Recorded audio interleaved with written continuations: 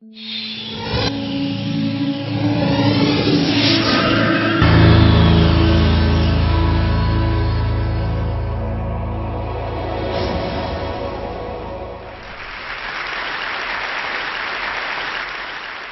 grew up interacting with the physical objects around us, and there are enormous number of them that we every day use.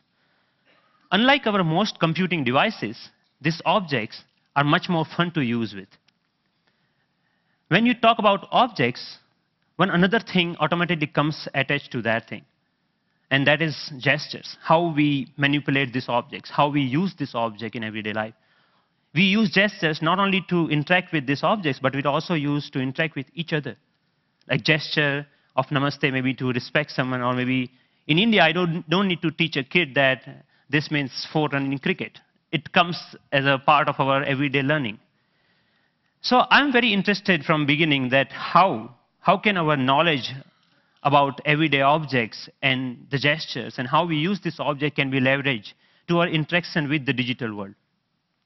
Rather than using a keyboard and mouse, why can I not use my computer in the same way that I interact in the physical world?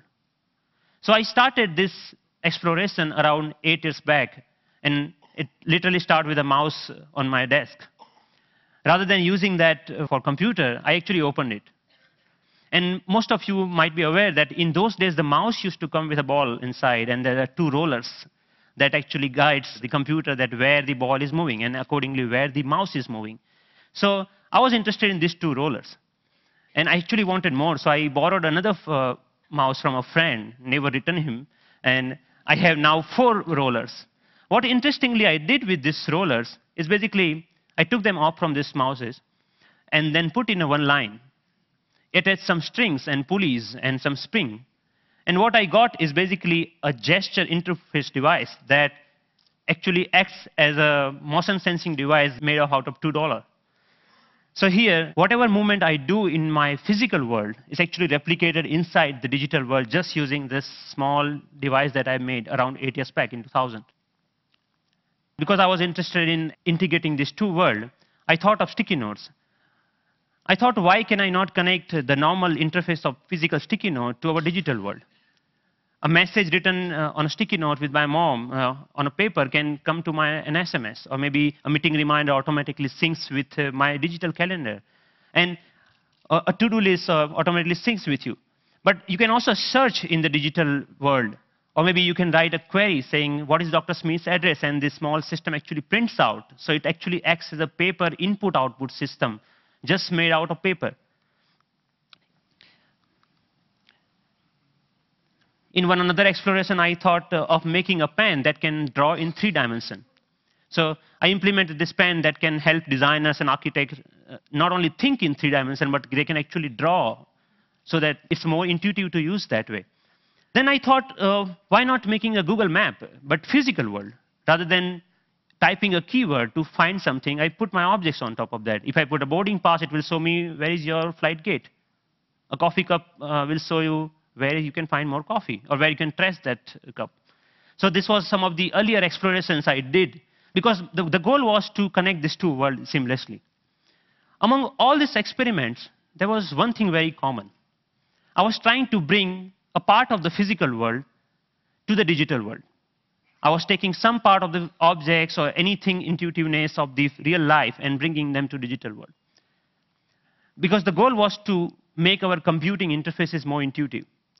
But then I realized that we humans actually are not interested in computing. What we are interested is in information. We want to know about things. We want to know about dynamic things going around. So I thought about last year, in the beginning of the last year, I started thinking that why can I not take this approach in reverse way? Maybe how about I take my digital world and paint the physical world with that digital information? Because pixels are actually right now confined in these rectangular devices that fits in our pocket. Why can I not remove this confine and take that to my everyday objects, everyday life, so that I don't need to learn the new language for interacting with those pixels? So in order to realize this dream, actually I thought of putting a big size projector on my head. I think that's why it's called head-mounted projector, isn't it? I took it very literally and took my bike helmet, put a little bit cut over there so that project actually fits nicely. So now what I can do, I can augment the world around me with this digital information. But later I realized that I actually wanted to interact with those digital pixels also. So I put a small camera over there that acts as a digital eye.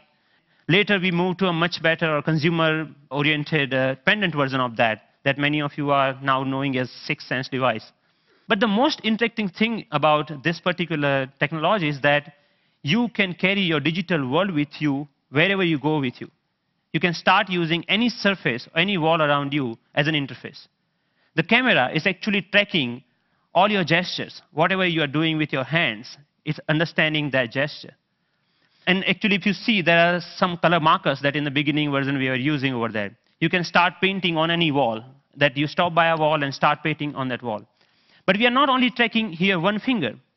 We are giving you the freedom of using all the both of hands. So you actually can use both of your hands to zoom into or zoom out a map just by pinching operation over here. The camera is actually doing just getting all the images, it's doing the age recognition and also the color recognitions, and like so many small algorithms are going inside. So technically it's a little bit so complex, but it gives you an output which is more intuitive to use in some sense. But I'm more excited that you can actually take it outside. Rather than getting your camera out of your pocket, you can just do the gesture of taking a photo and it takes photo for you. Right? Thank you.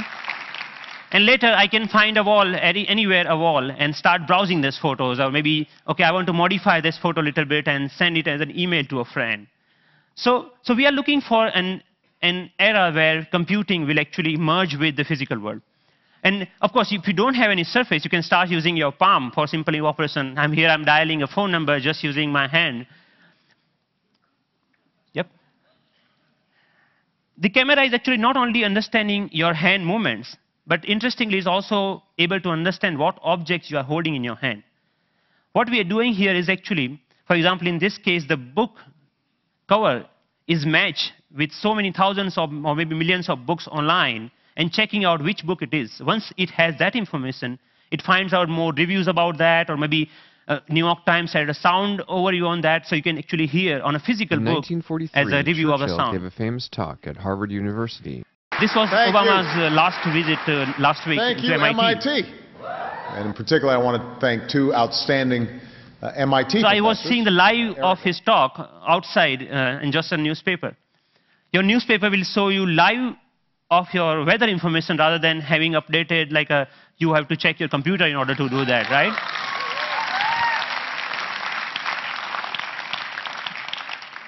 When I'm going back, I can just use my boarding pass and to check, oh, my flight has been how much delayed. Because at that particular time, I'm not feeling of opening my iPhone and checking out a particular icon.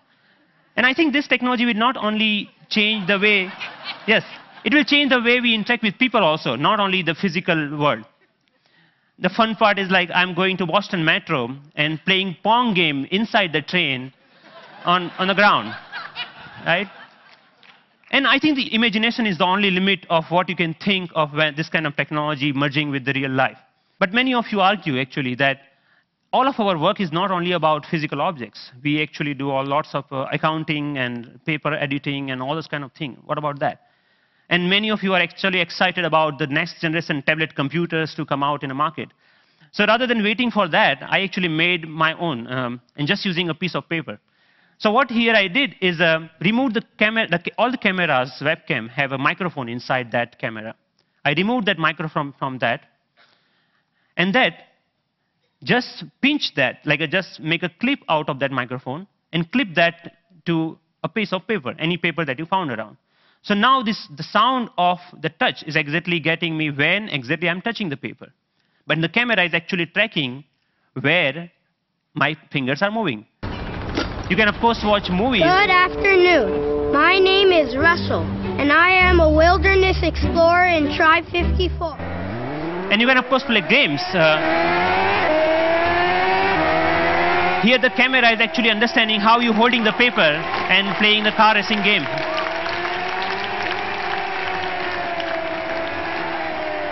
Many of you already must have thought, okay, you can browse. Yeah, of course you can browse to any website. So you can do all sort of computing on a piece of paper wherever you need it. So, but more interestingly, I'm interested that how we can take that in a more dynamic way. When I come back to my desk, I can just pinch that information back to my desktop so that I can use my full-size computer. And why only computers? We can just play with papers. Like paper world is interesting to play with. So here I'm taking a part of a document and putting over here the second part of from second place, and I'm actually modifying the information that I have over there. Yeah, and then I'm saying, okay, this looks nice. Let me print it out, that thing. So I have a now printout of that thing, and now, so the workflow is more intuitive the way that we used to do before, maybe 20 years back, rather than now switching between these two worlds.